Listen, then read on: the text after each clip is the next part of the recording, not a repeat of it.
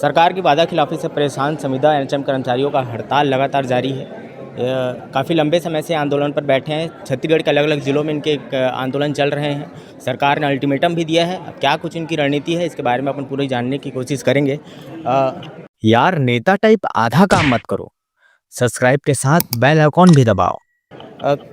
क्या कुछ अब रणनीति है? सरकार ने अल्टीमेटम दिया है आप लोग को। हम तो वैसे बर्खास्तगी का ऑर्डर दे दिए थे और उसके बाद सरकार भी हमको बर्खास्त कर चुकी है। तो हमको सिर्फ इतना कहना है कि हमको हमारे इसमें लिखा हुआ है कि नियमितीकरण और ग्रेड पे दोनों लागू करें, उसके बाद ही हम हड़ताल ख़त्म करेंगे। लिखित में हमको आदेश चाहिए, हमको आश्वासन नहीं चाहिए। आश्वासन तो हम उस कांग्रेस सरकार थी तब भी उन्होंने आश्वासन दिया, 5 साल तक उन्होंने आश्वासन दिया, हम लास्ट तक देखते रहें। उसके बाद हड़ताल हमने किया, तब उस मंच में बीजेपी के ओपी चौधरी जी और अरुण साहू जी और 2-3 जो नेता हैं बड़े बड़े, शीर्ष रमन सिंह जी, इन लोग हमारे मंच पे आके बोले थे कि हमारी सरकार बनेगी तो हम आपके नियमितीकरण की रास्ता को प्रशस्त करेंगे और आपको रेगुलर करेंगे।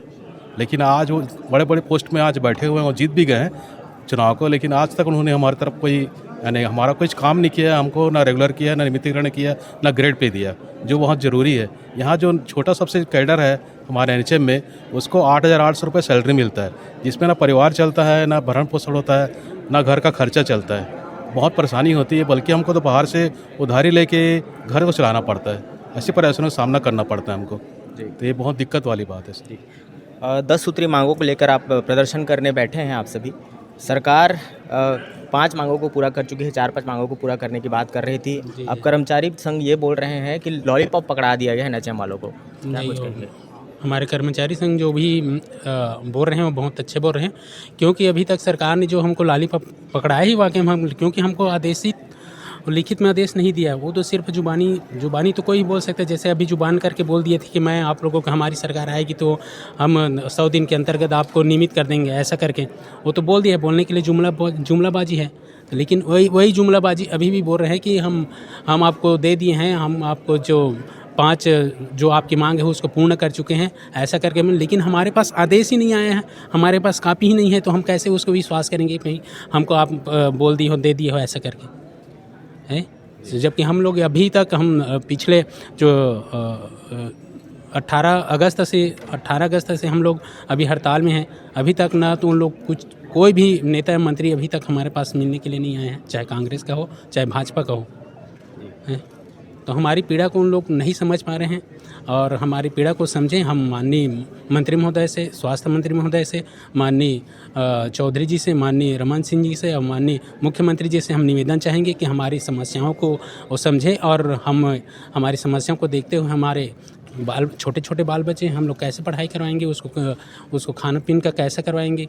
इतनी कम सैलरी में हम पिछले हम लोग 20 सालों से हम निरंतर यह कार्य करते आ रहे हैं, और पिछले 20 सालों से हम लोग कम सैलरी में और इतना ज़्यादा काम देते आ रहे हैं कि हमारा भरण पोषण भी नहीं हो पाता है। अब बताइए, हम लोगों को स्वास्थ्य व्यवस्था के रीढ़ कहते हैं, अर्थ ऑफ गॉड बोलते हैं। उन्हीं लोग बोलते हैं वैसे अर्थ ऑफ गॉड है, स्वास्थ्य व्यवस्था भगवान है, धरती का भगवान है बोलते हैं। लेकिन धरती के भगवान को आप लोग ऐसे मतलब दुष्कृत करके देख रहे हो कि हमको समझ में नहीं आता किस टाइप से आप लोग सोचते हो।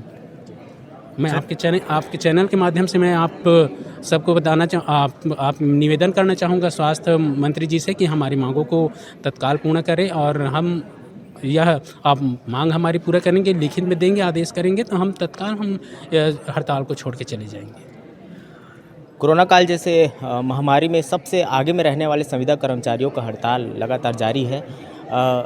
सरकार इनके मांगों को लगातार नज़रअंदाज कर रही है।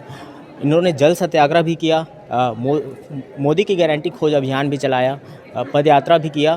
क्या कुछ रणनीति आने वाले दिनों में होने वाली है? आने वाले दिनों में जैसे प्रदेश अध्यक्ष संघ के अधिकारी लोग जैसे हमको दिशा निर्देश करते हैं, उस अनुसार हम लोग का आगे का कार्रवाई जारी रहेगा।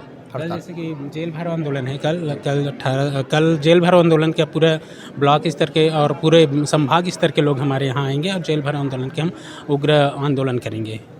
अभी तक छत्तीसगढ़ शासन से कोई प्रस्ताव आया आप लोग के पक्ष में? प्रस्ताव तो आया है, लेकिन वो हमारे पक्ष में नहीं है, वो हमारे दमन के लिए है, हमको दबाने के लिए है। क्योंकि उसमें जो 5 मांगें मानी गई है, वो 5 मांगें पूरे भ्रामक हैं, और वो है क्या कहते हैं 27% का जो बोला है उसमें 27% ना दे के 5% दे रहा है, वो भी वित्त विभाग को अनुशंसा के बाद दूंगा बोल रहा है। जो कि अगर उनको देना होगा तो डायरेक्ट सब जगह पेपर दे, वित्त विभाग में दे और क्या कहते हैं जो प्रशासनिक विभाग में वहाँ भी देना चाहिए ये लेटर, जबकि उसमें कहीं वो लेटर का उल्लेख नहीं है। और जो अपना वो किए हैं कि कमेटी बनाए हैं, कमेटी खेल रहा है, वो हमेशा वही चल रहा है। तो कमेटी तो पहले ही अनुशंसा कर चुकी है कि ये देना चाहिए, तो वो भी नहीं दे रहे हैं। सरकार के ऊपर वादा खिलाफी का आरोप लगा हुआ है। छत्तीसगढ़ के अलग अलग ज़िलों में आंदोलन चल रहा है। किस तरह की रणनीति सरकार आप लोगों को बर्खास्त कर सकती है? पूरे इतने सारे इस्तीफ़ा आप लोगों के द्वारा दिया गया, अब आपको क्या लगता है सरकार क्या कुछ एक्शन लेगी आप लोगों को? देखिए, सरकार संवेदनशील है, यही सोच करके हम लोगों ने उस सरकार को इस छत्तीसगढ़ में लाया था। इसके पूर्ववर्ती सरकार ने जितने वादे किए वो पूरी नहीं कर पाई। इन्होंने आके हमारे मंच में वादा किया, इसलिए हमने उन्हें पूरा मौका दिया।